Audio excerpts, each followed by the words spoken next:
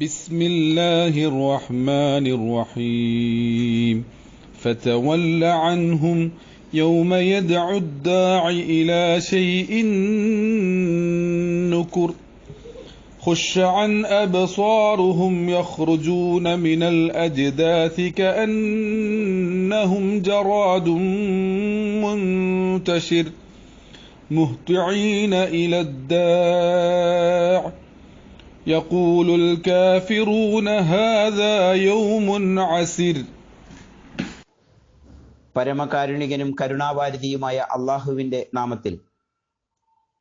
അതിനാൽ അവരെ വിട്ടകലുക. അതിഭീകരമായ ഒരു കാര്യത്തിലേക്ക് അവരെ വിളിക്കുന്ന ദിനം.